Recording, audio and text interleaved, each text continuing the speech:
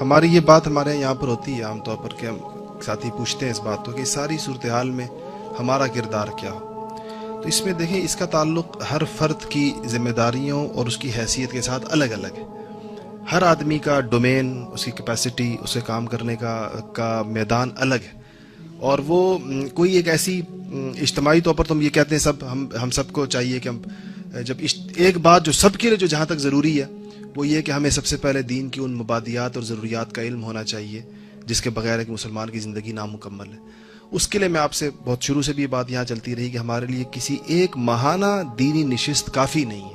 کسی نہ کسی درجے میں دین کی تعلیم کے ساتھ جڑنا چاہیے. ایک درس ہے، ایک ترغیب ہے کہ آپ نے بات سنی، دین کی بات ہوئی، فائدہ ہو گیا. ایک تعلیم ہے، دین ایک پورا علم ہے جس کی کچھ ضروریات ہر بندے کی ضرورت. ایک ہے پورا عالم دین بننا ہو تو چلے نصیب اور سعادت کی بات ہے اور زیادہ وقت مانگتا ہے، پوری زندگی مانگتا ہے وہ ایک ہے اپنی ضرورت کا علم سیکھنا. یہ ہمارے لیے بڑا ضروری ہے اور یہ آپ حضرات کے لیے بہت ضروری ہے کہ اس کی کوئی ایسی ترتیب ہو کہ ضروری ایمانیات کیا ہے. سب سے پہلی چیز، ایمانیات کا تعلق اعمال کے ساتھ نہیں ہے، وہ یاد رکھیے کہ ذہن کی کیفیت کے ساتھ ہے.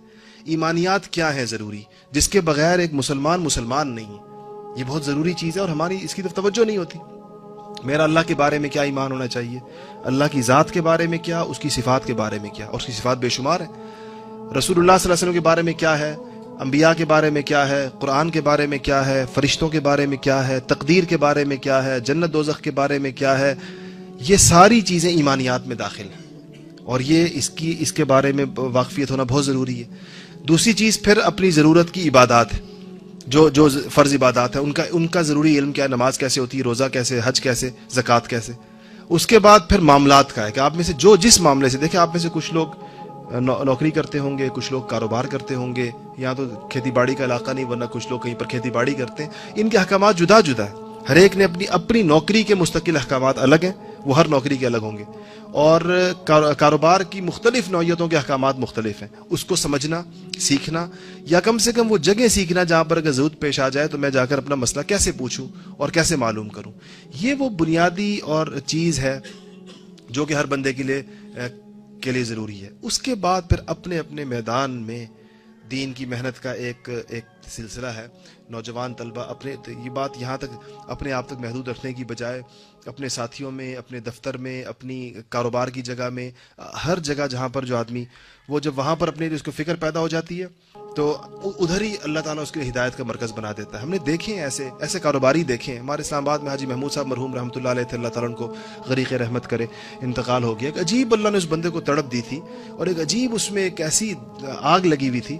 دیکھیں شیخ الحدیث مولانا زکریا صاحب رحمۃ اللہ علیہ کا مزاج اگر آپ حضرات جانتے ہو یا کہیں آپ نے ان کا نام سنا، ان کا وہ زندگی میں کبھی بازار نہیں جاتے تھے اور سہارنپور کے تھے، ہندوستان کے تھے. آخری عمر مدینہ منورہ ہجرت فرما لی تھی تو وہ پاکستان تشریف لائے مدینہ منورہ سے. تو میں ایک دفعہ حاجی محمود صاحب، میں چھوٹا سا تھا، ان کے پاس آتا جاتا تھا، ہمارے گھر آتے تھے، میرے دادا سے ان کا تعلق تھا. تو میں گیا تو انہوں نے مجھے کرسی، ایک ان کی مسجد، گھر میں مسجد بنائی ہوئی تھی حاجی صاحب نے، اور اس مسجد میں کرسی رکھی ہوئی تھی جو کاروباریوں کی وہ جو ہوتی ہے، جو ان کی کرسی ہوتی ہے. تو مجھے کہنے لگے کہ یہ کرسی، میں نے حیران ہوا کہ اس طرح کی عجیب سی کرسی ہے جو کہ دکانوں پر ہوتی ہے، وہ مسجد میں رکھی ہوئی تھی اور ایسے رخ پر رکھی تھی کہ اس پر آدمی بیٹھ نہیں سکتا تھا، مطلب اس کا منہ اس طرف تھا کرسی کا، قبلے کی طرف نہیں تھا. تو میں نے ان سے پوچھا تو کہنے لگے یہ وہ کرسی ہے جس پہ شیخ الحدیث مولانا زکریا صاحب نے تشریف رکھی تھی، میری دکان پر آئے تھے اور مجھے دکان پر آ کے فرمایا کہ میری 80 سالہ زندگی میں یہ پہلی دکان ہے جس میں آیا ہوں کبھی زندگی میں، آج تک میں کبھی نہیں آیا. اور اگر جہاں بیٹھے تھے تو کہتے ہیں میں نے وہ پھر کرسی اٹھا کر لا کر اپنے گھر کی مسجد میں لا کے، گھر میں انہوں نے مسجد بنائی ہوئی تھی. تو ان کو اللہ نے ایک عجیب تڑپ دی تھی. اتنی چیزیں چھاپتے تھے، اللہ نے فراخی بھی بڑی دی تھی. آج ان کے بچے بھی بڑے، آپ لوگوں نے شاید نام سنا، ایک سینیٹر ہے، senator Talha Mahmood, standing committee کے چیئرمین ہیں. یہ ان کے بیٹے ہیں، انہی حاجی محمود صاحب کے صاحبزادے. تو یہ کافی ان کا بڑا وسیع، اب تو بہت بڑا نظام ہے ان کے اولاد کا، بڑی فراخی اللہ نے دی ہے. ان کے زمانے میں یہ تھا کہ وہ جولری کا کام بھی کرتے تھے، کچھ اور چیزیں بھی تھے. تو اپنے پورے حلقے میں دکانداروں کے، جہاں پر کاروباری لوگوں کے، ان کی طرف سے اتنی ضرورت کی چیزیں چھپتی رہتی تھی علماء کے پاس لا کر، میں یہ چھاپ کر دینا چاہتا ہوں، میں یہ جو پیغام ان کا ہوتا تھا، عبادات کی چیزیں، دعاؤں کی چیزیں، یہ پوری اس میں. تو کہتے تھے کہ جہاں پر ان کی جگہ تھی پنڈی میں جو ان کی، تو بالکل اس کا ماحول بدل کے رکھ دیا تھا اس ایک آدمی. اور اتنا وہ واضح فرق تھا اس بازار کا باقی بازاروں کی نسبت. جو حاجی صاحب کی دکان جو تھی تو وہ ایک ہدایت کا مرکز تھی. یہ اپنی جگہ دیکھیں، یہ گھر ہے، ایک جس طرح ہم جہاں بیٹھے ہوئے، یہ بھی تو یہاں اس پورے محلے کے گھروں کی طرح ایک عام گھر ہے نا. لیکن ایک فکر کے نتیجے کے اندر اللہ تعالیٰ نے اس کو کیسا مرکز بنا دیا. اور آج دیکھیں میں اب اور اس کی مجھے یقین کرے سمجھ میں نہیں آتا کہ میں ہر مہینے اپنے آپ کو یہاں کیسے پہنچاؤں گا, مگر یہ ان کا درد دل مجھے لے آتا ہے. میں اسلام آباد سے آتا ہوں, آپ کو پتا ہوگا میں کل آیا ہوں, اور اسی لیے آیا ہوں کہ یہاں پر پہنچوں. آپ کا اس کا وقت ہم نے رکھا ہوا ہوتا ہے, تو میں اپنی آمد ایسے پلان کرتا ہوں کہ اس کے لیے میں پہنچ پاؤں. اور اتنی مصروفیات میں سے اللہ تعالیٰ نے نکال کر خاص اس مقصد کے لیے لے کر آتا ہے اور یہاں پر پہنچاتا ہے. یہ بھی ایک گھر ہے, اور ایک بندے کے دل میں اللہ نے درد ڈالا ہے, تو گھر کو اللہ نے ہدایت کا مرکز بنا دیا. یہاں سے بات خدا جانے کہاں سے کہاں پہنچی ہے. یہ جو اس نشستوں میں بات ہوئی, تو آپ سامنے 20-25 افراد بیٹھے ہوئے. یہی بات ہمیں, میں آپ کو بتایا کہ امریکہ سے اور آسٹریلیا سے اور لندن سے اور کینیڈا سے اور کہاں سے لوگ رابطے کرتے ہیں اور بتاتے ہیں کہ جی اس دن یہ بات ہوئی تھی, ہمیں یہ بات سمجھ میں نہیں آئی, یا اس کے آگے ہمیں اس بات کا مزید بتا دیں, یہ بتا دیں. پوری دنیا تک بلا مبالغہ ابھی جو چیزیں اپلوڈ کی ہیں نژاد نے انٹرنیٹ کے اوپر, تو بتا رہے تھے کہ 170 ملکوں تک اس نے بتایا کہ اس کو دیکھا جا چکا ہے. 170 ملکوں تک اس ڈرائنگ روم کی اس نشست کو جو یہاں پر ہوئی ہے, اور جو آپ 25-30 افراد ہیں, 170 ملکوں تک یہ بات پہنچی ہے.